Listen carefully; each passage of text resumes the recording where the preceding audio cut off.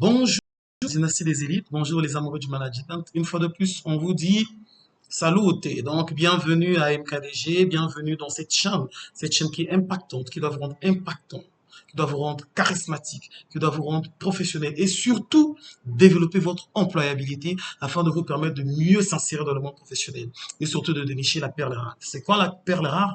La perle rare pour nous, c'est le boulot de vos rêves. Eh bien oui, ça existe au boulot des CRF, ça existe. Le boulot qui est en adéquation avec, premièrement, sa passion, deuxièmement, ses aspirations, et en fait, troisièmement, ses valeurs. C'est ce que l'on appelle la perle rare en termes d'emploi. Aujourd'hui, nous allons parler des différentes techniques qui nous permettent de trouver un emploi. Ces règles d'or, ces règles de base, ces règles vont te permettre de pouvoir s'insérer professionnellement. Et effectivement, il y a des règles. On va dire, mais qu'est-ce que je suis en train encore de déposer sur vos visages? Mais ce que je suis en train de déposer, c'est ça même qui est important. Alors, nous avons plusieurs règles. Nous ne sommes plus tardés, nous allons rentrer, nous allons amorcer ce volet-là. Commencer déjà, quelle est la première règle? Effectivement, la première règle à cerner, c'est d'effectuer son bilan de compétences. Voilà. La première règle, ce n'est pas de rédiger un CV. Ce n'est pas de copier un CV sur Internet, de venir le plaquer, tu enlèves le nom et prénom, tu plaques tout le reste. On écrit la société Framboise. Tu connais la société Framboise? Donc le plaquage, là, c'est ce que je pense que c'est. J'ai eu longuement à parler du plaquage, c'est un élément à éviter. Pour la recherche d'emploi, il faut commencer toujours par faire un bilan de compétences. Pourquoi un bilan de compétences? Parce que le bilan de compétences va vous permettre de mieux cerner les postes qui sont en adéquation avec vos compétences. Et quand on parle de bilan de compétences, on a des compétences comportementales et des compétences techniques.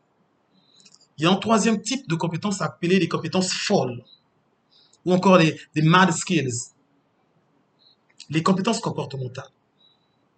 Est-ce que mes compétences comportementales sont en adéquation avec mon projet professionnel? Est-ce que mes compétences techniques sont en adéquation avec mon projet professionnel? Le projet professionnel, c'est ce que je veux devenir. C'est ce que j'ambitionne. C'est l'emploi que j'ambitionne, le poste que j'ambitionne. Donc, la première règle pour nous, c'est de faire un bilan de compétences. Je vais prendre un exemple simple. Vous voulez devenir chef comptable. OK. Vous avez un diplôme en comptabilité. OK. Mais vous êtes incapable de pouvoir tenir un journal de caisse. Là, déjà, il y a pas l'arbre. J'ai le diplôme. J'aspire à devenir comptable, mais en termes de compétences techniques, je suis incapable déjà de tenir un journal de caisse. Vous voyez déjà, cette inadéquation, c'est pas de la sorcellerie. Je pense que c'est le manque de conscience, mais aussi une forme bon voilà. On va pas faire dans le choc aujourd'hui, mais on n'a qu'à se dire des choses, se dire la vérité. Le diplôme est là. Le projet professionnel de l'autre côté, il est là. Mais le pont entre le projet professionnel et le diplôme, c'est la compétence. Est-ce que j'ai la compétence pour pouvoir atteindre mon objectif? Pour pouvoir avoir ce poste que j'ambitionne tant? Donc, les amis, c'est ça le premier élément, le bilan de compétences. Les deux éléments vont ensemble. Projet professionnel, bilan de compétences. Sans bilan de compétences, je ne peux pas avoir un projet de professionnel. Je ne peux pas avoir un emploi. Sinon, tout ce qui va me passer sous la dent, je vais prendre. Je fais une licence en comptabilité, on dit qu'on a besoin de gardiens, tu te dis, bah, Inch'Allah, c'est Dieu qui a envoyé. C'est le mensonge. C'est pas Dieu qui a envoyé. Tu ne sais pas où tu vas. Tu ne connais pas tes compétences. Tu ne connais pas ta valeur. Parce que quand tu connais ta valeur, tu sais que non, ce poste ne cadre pas avec mon projet professionnel, ce poste ne cadre pas avec mes compétences. La deuxième règle, c'est de pouvoir personnaliser ces documents de base liés à la recherche d'emploi. Quels sont les documents de base liés à la recherche d'emploi? Aujourd'hui, nous ne sommes plus à l'ère du diplôme. Nous ne sommes plus à l'ère du diplôme, nous sommes à l'ère de la compétence. Hier, le diplôme était un élément de base, surtout dans les pays francophones. Aujourd'hui, déjà dans tous les pays anglophones, l'élément de base, ce n'est pas le diplôme, l'élément de base, c'est la compétence. Donc, systématiquement, quand on demande des éléments, les premiers documents à normaliser, à mettre à jour, à personnaliser pour la recherche d'un emploi, on se tourne vers, premièrement, le CV, deuxièmement, la lettre de motivation. Pour les pays anglophones, ils sont là. CV, lettre de motivation. pièce d'identité, tout le reste, la paperasse là qui s'ensuit, ça c'est après. Mais les éléments de base, d'abord, c'est le CV et la lettre de motivation. Aujourd'hui, dans certains pays francophones, dans certaines entreprises qui ont cette culture anglophone, mais qui sont basées dans des pays francophones, ils ont compris le jeu. On commence par le CV et la lettre de motivation. Maintenant, si tu tapes à l'œil, si tu es intéressant, à ce moment donné, on va se permettre de dire, camarade membre, apporte-nous la copie de ton diplôme, apporte-nous tel élément, apporte-nous tel élément, et ce, conformément à la législation de l'emploi du territoire ou encore conformément à la culture d'entreprise. Ce sont donc des deux éléments de... Voilà. Donc le CV, c'est un élément que l'on doit personnaliser. Personnalisez vos CV. Tu as copié sur Internet, non, je veux copier le modèle. Ben voilà. Non, moi, je veux le modèle. Mais le CV, on n'embauche pas par rapport au modèle du CV. Hein. C'est par rapport à la pertinence du CV. Par rapport à l'adéquation, la façon dont vous allez défendre les éléments que vous allez mentionner dans votre CV. C'est pas par rapport au modèle. Et quand on va te demander il y a combien de modèles de CV, tu ne sais pas. Derrière, tu vas dire que non, c'est la couleur que j'ai aimée, ou bien c'est la tendance que j'ai aimée parce que actuellement, voilà, c'est ce qu'on utilise de nos jours. C'est pas affaire de nos jours. C'est vrai qu'en termes de rédaction de CV, on a la forme et on a le fond. Mais affaire de modèle, prière de déposer à côté.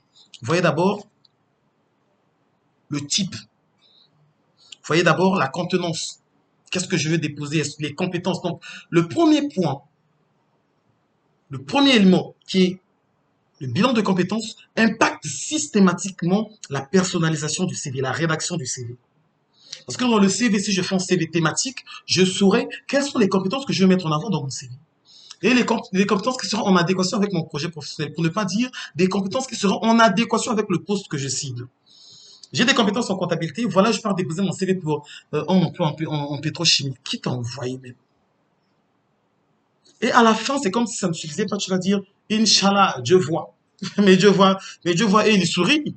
Et il se dit, mais celui-là qui l'a envoyé. Bon, bref, je ne vais pas rentrer dedans. Effectivement, il y a tout ce qui est lié sur la terre est lié dans le ciel pour ceux qui, voilà.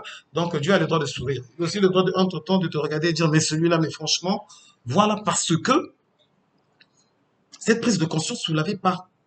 Il est important de cerner déjà ces premiers éléments. Donc, le bilan de compétences, la personnalisation des documents. Et quand on parle de personnalisation, on a d'abord le CV et ensuite la lettre de motivation. J'ai fait précédemment une vidéo sur la première partie de la lettre de motivation. Il y aura une suite à ça. Raison pour laquelle je vous enjoins à vous abonner à la chaîne, à partager pour permettre à plusieurs personnes, pour permettre à plusieurs de pouvoir avoir ces informations, pour les permettre de pouvoir connaître comment ils vont s'insérer dans le monde professionnel, pour leur permettre d'avoir des armes. Moi, j'ai appelé des armes parce que la vie est un combat. Quand on dit la vie est un combat, ça ne veut pas dire tu vas sortir et te battre, je ne sais pas contre qui. La vie est un combat parce que tous les jours, il faut s'efforcer à devenir la meilleure version de soi-même. Et donc, on lutte tous les jours avec notre passé. Lutter avec notre passé ne veut pas dire nier le passé.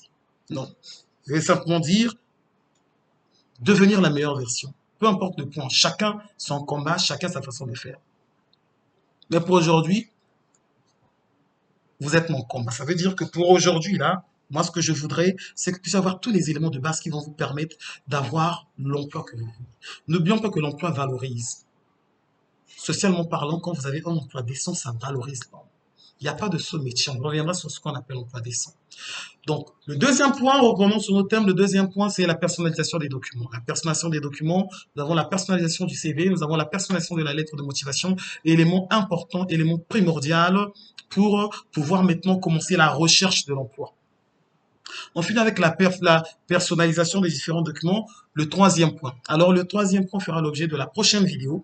Donc, je vous enjoins donc une fois de plus à vous abonner pour ne pas manquer la prochaine vidéo, afin qu'ensemble nous puissions voir les 7 éléments de base pour trouver un emploi. Je vous remercie, je vous souhaite une excellente journée. Et on se dit à très bientôt